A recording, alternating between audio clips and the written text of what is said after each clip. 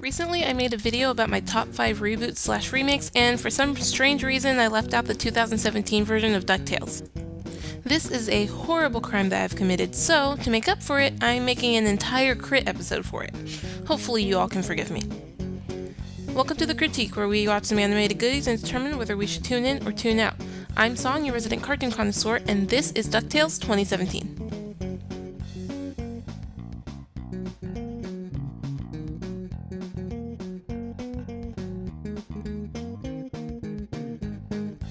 DuckTales was released in 2017 as a reboot of the 1987 show of the same title. Creators Matt Youngberg and Francisco Angones had always wanted to remake the original show for next-gen audiences, so on August 12, 2017, their dreams were realized and this new show based on both the original and the comics premiered on Disney XD with a 24-hour loop of the first episode simply titled Woohoo. That's a whole day of just one episode. Does this program really deserve that kind of fanfare? Let's find out. Everybody knows this song. What do I even say about it? The original DuckTales theme song was covered by Felicia Barton for use in the new series. It is just as upbeat and insanely catchy as it was before, to the point where it has replaced my recollection of the original track. When I think of the DuckTales theme, this new version comes to mind first. It matches perfectly with the visuals, which features unique scenes of the Duck family going on their many wild adventures. Some of these scenes foreshadow episodes found in the season, while some simply refer to the original title sequence. In fact, the whole thing does its best to feel like a new version of the old title, and I think it works rather well. I also love the comic book vibe, since the art style for the show was based on the DuckTales comic books. The comic aesthetic continues for the end credits, as the background is made of comic-like panels instead of just a black screen, which I, of course, appreciate, and it is a good way to bookend the program. Here we go, the premise of DuckTales. After Donald Duck's houseboat is destroyed, he and his triplet nephews, Huey, Dewey, and Louie, are forced to seek the shelter of a reluctant Scrooge McDuck, the richest duck in Ducksburg. With a bit of persuasion and help from their new friend Webbigail Webby Vanderquack, the young Duck brothers convince their great-uncle to return to his adventurous roots, and that basically sets up the whole series for the most part. The show is rather formulaic, but the formula isn't exactly consistent. That said, I wouldn't call that a bad thing per se. Some episodes will be filled with epic adventures in locations all over the world, while others will just have the family dealing with their everyday life at home. I actually like this contrast in tone and setting. It makes the show about talking ducks more realistic, I guess. It doesn't make sense for everyone to be on a crazy voyage all the time, you know? Of course, there are, disappointingly rare occasions where the program will get into some actual plot, and again, it's disappointing how sparsely plot episodes come along until you hit the end where it kinda gets dumped on you.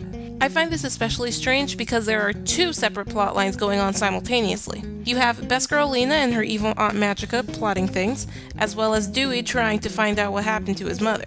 These were both very interesting stories, and I kinda wish they were brought up more. But I love seeing all the wacky adventures and unrelated hijinks, so I guess I don't really know what I want. The main cast consists of Huey, an intelligent Boy Scout ready to log the mysteries of the world, Dewey, an excitable adventurer who looks up to his uncles, Louie, a clever entrepreneur who doesn't put himself into unneeded risk unless money is involved, and Webby, a shelter warrior of a young girl who is just excited that she's finally allowed to have both crazy and normal experiences. Of course, if ever the show gets into plot, the focus sets on almost exclusively Dewey and or Webby, leading me to believe that they are the true main characters. While the others do get their episodes, good episodes at that, they don't really help with the main storyline until the very end. I think my favorite part about these characters, or the triplet characters anyway, is that I can tell them apart, and I think that's huge. Before, they were the exact same character with the exact same personality multiplied by 3. Even though they were color-coded, I could not tell you who was who. In my mind, they were just one collective entity called Huey, Dewey, Louie. But here, they are so distinct in personality that if they were to all wear the exact same outfit, I'm confident that I could still tell them apart, and I love that. As for Webby, I love how excited and happy she is, and she's very smart and resourceful. However, she can be a lot to process sometimes, so she comes across as annoying every so often, even though I love her as a character. We of course also have Scrooge McDuck as a main supporting character, usually the catalyst for all the more adventurous episodes. I kind of want to call him a main character, but really he's not one. The show gives way more focus to the kids, so he's definitely more of a supportive character, much like the pilot Launchpad and the housekeeper Beakley. Unlike the original program, Donald Duck appears as a recurring character. Similarly to Scrooge, I want to call Donald a support character, but he shows up so rarely that I don't think it fits. He's great when he's there, but overall he doesn't do much. It's not an issue though, I just can't help but find it weird since he's, Donald Duck. Now, this show does have a few villains in the form of Uncle Scrooge's many nemesis, with returning foes like Flintheart Glomgold and Ma Beagle, and a new one in Mark Beaks.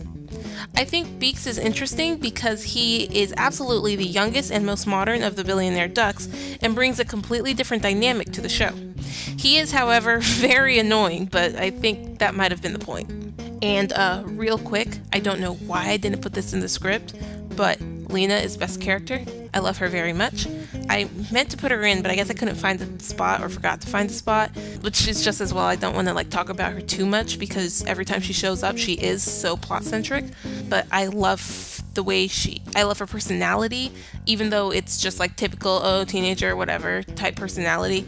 I think it adds an interesting dynamic to her friendship with Webby, which I think is one of the most adorable TV friendships ever. So, yeah, there's my cute little rant about Lena. DuckTales is a 2D hand-drawn program. Right away, one can tell that things look different, and that would be because the showrunners decided to base character designs on the comics. I think this was a great move because I cannot stress enough how helpful it is to be able to tell these guys apart. Because of these designs, I could tell the old models of them apart because now I have more to associate the colors with. Outside of that, the comic book look continues in the landscape and it makes the world bright and interesting. Not to mention, it gives the entire show a unique aesthetic. The voice acting is phenomenal, but I do admit the voices of the young Duck brothers were jarring at first. They are played by Danny Pudi, Ben Schwartz, and Bobby Moynihan respectively, and grown men voices coming out of 10-year-old duck bodies is something else for sure. However, I got used to them very quickly, and again, it helps me tell them apart. David Tennant as Scrooge McDuck is amazing, and such a casting choice was perfect. And though I forgot to mention her in my crit for Milo Murphy's Law, I like Kate Micucci in just about everything she does, and her performance as Webby is no exception. Even Lin-Manuel Miranda has a recurring role in this. Casting was great. Such a cast can only be boosted by good writing, which was definitely present. Lines were cleverly funny to me, and each character has their own style of humor. For example, Donald is very slapstick, as expected, while Louie is sly and sarcastic. You never had the common sense to give up before, why start now? Overall, DuckTales was a blast with a mystery that I found so interesting I wish there was more of it. For these reasons, I recommend tuning in to DuckTales 2017. But hey, that's just me. What do you think about the show? Let me know in the comments below. Also, if you've made it this far into the video, you might as well subscribe and like if you enjoyed.